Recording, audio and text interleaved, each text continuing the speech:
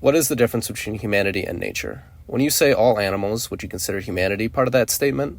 Why is there a disconnect? Where is the line drawn in the sand here?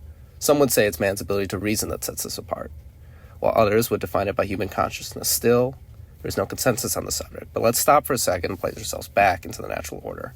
The truth of the matter is that humans are often parasitic to the natural world. We take, and even with modern ecological movements, it hardly puts a dent in the debt we owe this planet.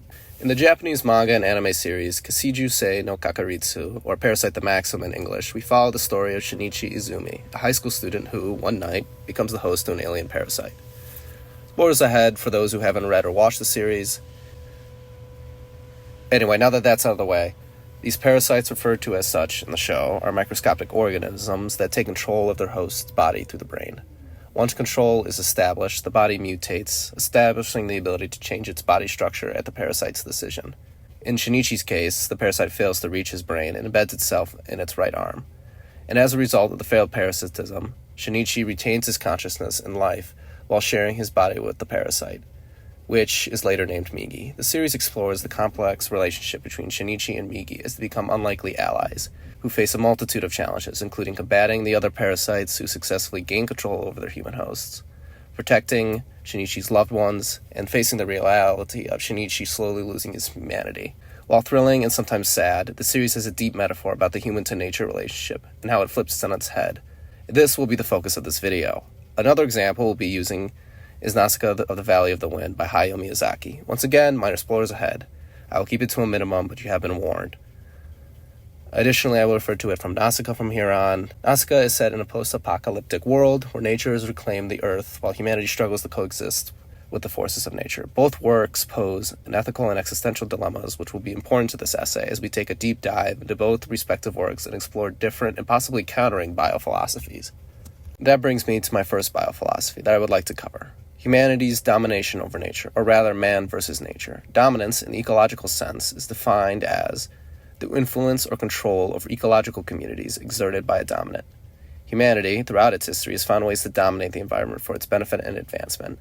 This might be to the dismay of many nowadays, but back when we had very little control over nature, life was harsh. Before modern transportation, a trip that only took us a few hours by car could take days, weeks, or even months. Before we had antibiotics, the common cold was considered fatal, and before agriculture, food was gathered through hunting and foraging. This human propensity to dominate and control their environment could be considered a good thing, as it leads to the betterment of humanity. It's true, this ambition for control has led to the exploitation of natural resources, deforestation, and the alteration of landscapes to suit human needs, displacing habitats. But, in the same way, this video essay could not exist. Your phone, the clothes on your back, the roof over your head, or maybe even you. As somber as this might seem, it's a necessary thing that I would hardly consider evil. Bringing it back around to Parasite the Maxim now, the series portrays the invasive nature of the alien parasites as they seek domination over human hosts.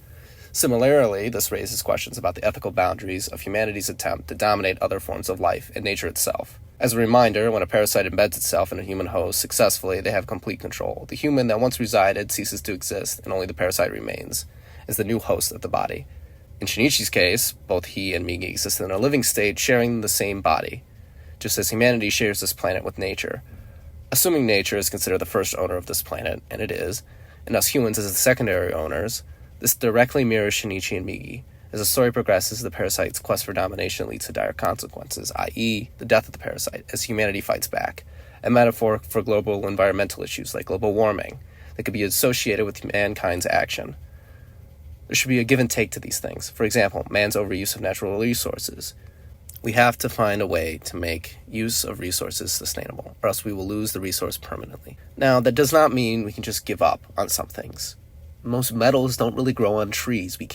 Humanity cannot progress without metals, it's true. But making sure to purposefully and precisely use those metals can mitigate a lot of the damages that is caused from just completely overuse. We need to find a balance when it comes to ecological resources. Humanity's drive for domination is not inherently bad. It's arguably a good thing. Diseases one thought to be fatal can now be treated with advances in medical technology. Could that advancement have happened by simple accident, or through a purposeful drive to dominate nature, to fight back against nature, to prove that humanity has its ability to overcome the natural world? Early canonical Buddhism texts suggest it's just and quotes, a matter of course to strive for one's self-perfection and release. To hold yourself to a higher standard than the world around you, well, it has led to a great many miraculous things that has prevented, saved, and fixed many people's lives by the very act of fighting back against the way things are. We need to find a balance for that. That brings me to my next point. Our first point was man versus nature, but my next biophilosophy is man and nature. Instead of parasitism, I'm looking at symbiosis. In Parasite the Maxim, if Shinichi dies, so does Migi. Similarly, if nature dies, we will die alongside it. So, regardless of the initial hostile encounter, the two of them eventually form an uneasy alliance as they learn to coexist. This uneasy alliance is a metaphor for humankind's relationship to nature. While this man-to-nature relationship is characterized by a struggle for dominance, it ultimately demands a harmonious coexistence. Shinichi cannot protect his loved ones and eliminate the parasite threat without Migi's power. And Migi, frankly, can't survive without Shinichi. Shinichi's humanity and Migi's parasitic nature are intertwined in a complex web of interdependence, leading, eventually, to them needing each other. While Migi doesn't have human emotions, there are two instances where, frankly, he started picking up on Shinichi's humanity. There's technically three, but I'm excluding the epilogue for major spoiler reasons and because it's kind of irrelevant, to be honest. The first case is when Shinichi returns home only to find his mother has been parasitized. And, well, she's dead. And Shinichi fails to counter the new parasite that takes place in her mother's body and ends up receiving a fatal wound. Migi has to step in, defend Shinichi, and sacrifice part of himself to save Shinichi from the fatal wound. The second instance, at the climax against the final villain, Shinichi once again receives a fatal wound, this time beating the big bad on his own, but Migi has to step in and save him from the fatal wounds, sacrificing basically all of himself to save Shinichi. This instance of symbiotic relationship in which Migi, the parasite, and Shinichi, the human, work together in symbiosis to reach a goal. While the man-to-nature relation is characterized by a struggle for dominance, it ultimately demands a harmonious coexistence. Frankly, Shinichi cannot protect his loved ones and eliminate the parasite threat without Migi's power, and Migi cannot survive without Shinichi. On the other hand, in Nausicaa's profound understanding and empathy for the natural world she inhabits, it exemplifies the seeking for balance between human and the natural forces, and her willingness to embrace and protect her environment showcases the connection between humanity and the ecosystems that sustain it, and how that symbiotic relationship can lead to the betterment of both parties. And, well, it led to the best possible outcome in the final conflict of the movie. What makes these works so engaging is the exploration of interconnectedness. In Parasite the Maxim, the story grapples with the ethical and existential questions of the parasite's existence. Once again, parasites depend on the human host for survival and are a concrete example of the interdependence of the species in the human ecosystem, with, Shinichi needing the parasite to protect his loved ones. Again, in Nausicaa's case, Nausicaa's efforts to bridge the gap between humans and nature as it emphasizes the emotional and spiritual interconnectedness between humans and their environment, and the empathy she shows to nature underscores the idea that humanity is not separate from nature, but an integral part of it. She had adapted to the world she lived in, learning to be symbiotic, to create, form, and carry out the best possible plan to relieve both conflicts. What it is using everything to her overwhelming advantage to create the best outcome. I've said that a few times now, but I really want to emphasize that without her, the conflict would have ended poorly. It's important to note that humanity as a force and nature as, a force of nature are very similar. In Nausicaa, a common theme is the context of the setting. The film portrays a world deeply affected by the remnants of a previous civilization's technology. Due to bioengineering and manipulation of the environment, a place called the Toxic Jungle formed.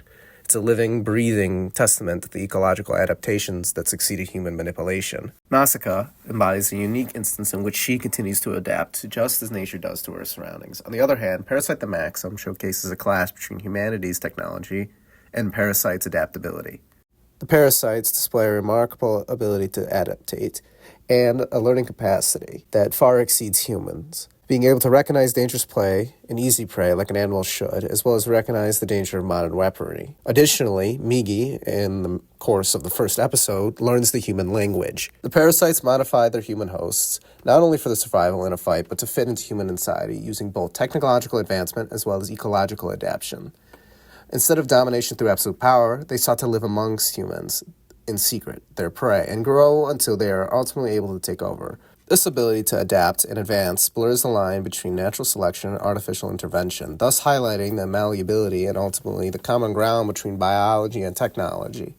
This shows the possibility of using both biological adaptation and technological advancement to succeed through irregular means. Likewise, the way Nausicaa circumvents a major conflict in the story is through her unique perspective of using the two together. The princess recognizes the central crisis in a way the other main characters couldn't. She looked not just at the social and political concerns, but also includes the well-being of the insects and nature. While this well-being of the insects and nature was not a condition for success in this conflict, it was the best option, not only to end the human conflict, but to empathetically consider the environment in her decision, ultimately leading to the best possible outcome. Now, what is the purpose of showing these 3 points to you? The point is a call to action, this being, well, basically nothing. I want you to think about the biophilosophies I mentioned, using nature, working with nature, and realizing we aren't much different than nature, as a foundation to form your own, hopefully healthier and well-rounded biophilosophy.